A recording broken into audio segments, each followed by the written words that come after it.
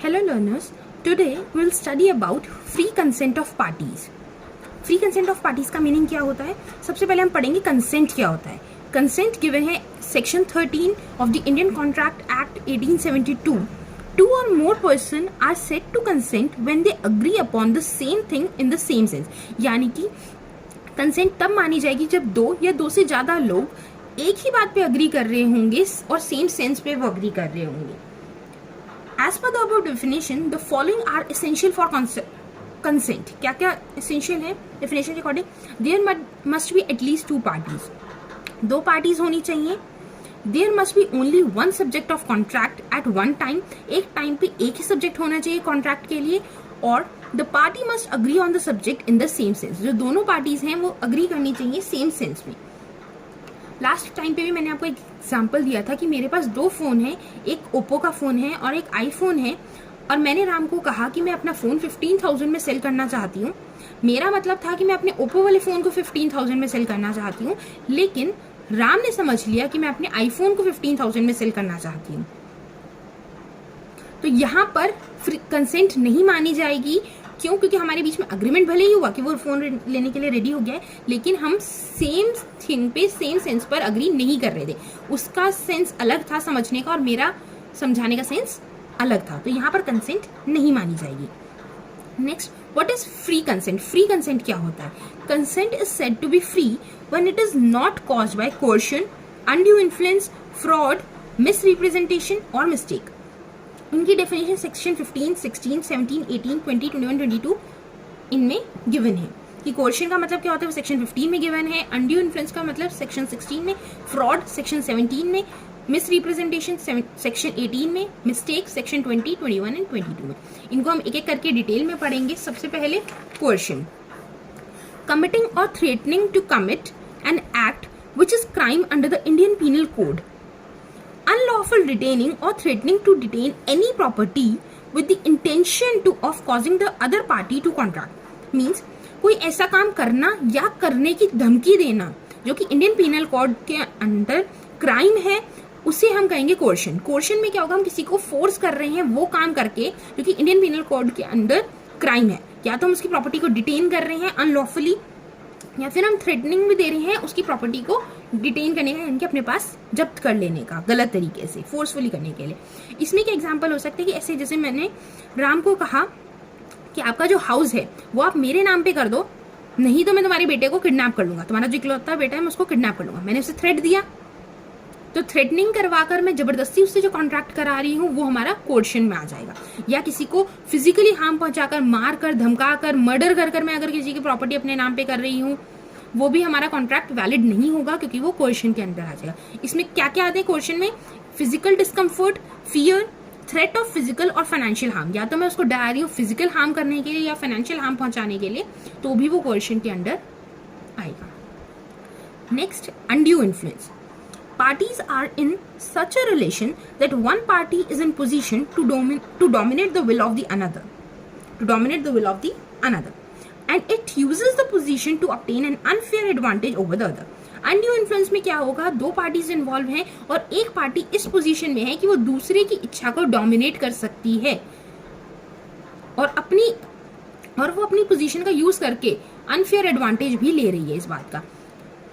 For example कि कोई boss अपने एम्प्लॉय से जबरदस्ती कोई काम करवा रहा है, क्यों? क्योंकि वो बॉस है, सुपीरियर पोजीशन में आ रहा है, तो भी वो अनड्यू इन्फ्लुएंस का पार्ट होगा. इसमें टीचर स्टूडेंट के रिलेशन भी हो सकता है कि मैं आपसे कोई काम जबरदस्ती करा रही हूँ अपनी पोजीशन का गलत यूज करके, क्योंकि मेरी पोजीशन आपके कंपेयर में सुपीरियर है, तो मैं अनड्यू इन्फ्लुएंस का यूज कर रही हूँ, अपनी पोजीशन का गलत यूज करके आपसे कोई काम करवा रही हूँ, तो वो भी अनड्यू इन्फ्लुएंस में आ जाएगा. इनमें कौन कौन सी पोजीशन हो सकती है? सबसे पहले रियल एंड अपरेंट अथॉरिटी.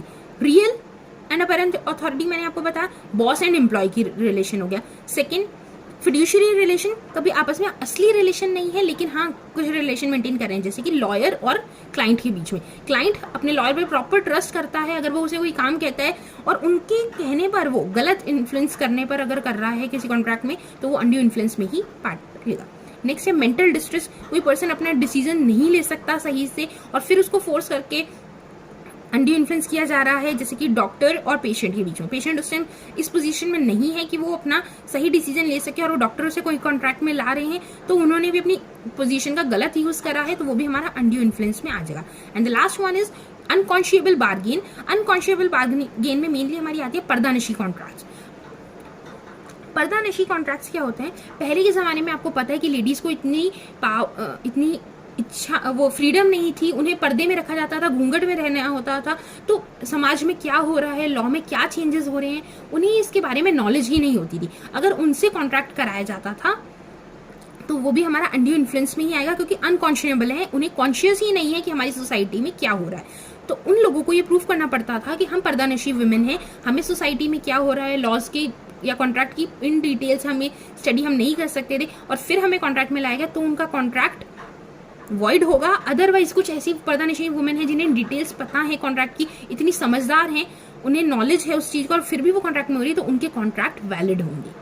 मतलब यहाँ पर मेन बात आ जाएगी कि विमेन अपने आप को कैसे प्रूव करेगी कि मैं पर्दानशी में थी। लेकिन आजकल देखा जाए तो ऐसा नहीं है, विमेन एम्पावरमेंट हो रहा है प्रॉपर, और गर्ल और बॉयज को इक्वल एजुकेशन प्रोवाइड हो रही है, सबको नॉलेज है। तो ये पॉइंट हमारा इतना ज्यादा आजकल देखने को नहीं मिलता। Next one is fraud.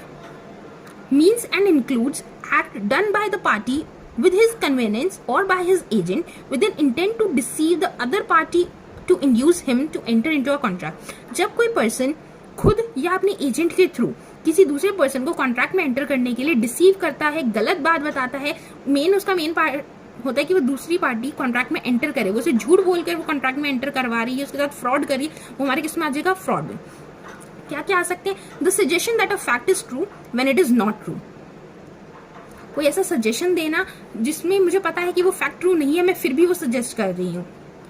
जैसे कि मेरे पास एक लेदर बैग है और मुझे स्पेशल कह रही हूँ कि ये काफ का लेदर का बना हुआ है, जबकि वो सिंपल एक लेदर का बना हुआ था, या नकली लेदर का जो आजकल यूज हो रही है उस लेदर का है, और मेरे को पता है कि वो गलत मैं बोल रही हूँ, और मैं फिर भी दूसरे पर्सन को खरीदने के लिए फोर्स कर रही हूँ कि हाँ ये बिल्कुल काफ की लेदर का बनाया गया ये बैग है, आप इसे परचेज कर लीजिए। तो यहाँ पर मैं उसके साथ फ्रॉड कर रही हूँ, मैं उसे झूठ बोल रही हूँ।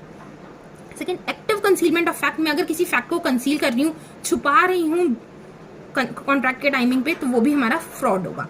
Promise with in intention of non performance. अगर मैं कोई काम करने के लिए प्रॉमिस कर रही हूँ और मैं उसके लिए नॉन परफॉर्मेंस नहीं कर रही हूँ, मतलब प्रॉमिस इस कर रही हूँ लेकिन मेरे दिमाग में ऐसा कुछ नहीं है कि मैं उस प्रॉमिस को फुलफिल करूंगी। फॉर एग्जाम्पल ए ने बी से लोन लिया कि मैं आपका इस फर्दर डेट को मैं आपको पेमेंट कर दूंगा, लेकिन ए की दिमाग में ऐसा कुछ नहीं है कि वो उसको रीपे करना चाहता है, फिर भी वो उसके साथ कॉन्ट्रैक्ट में एंटर कर रहा है, तो यहाँ पर ए बी के साथ फ्रॉड कर रहा है।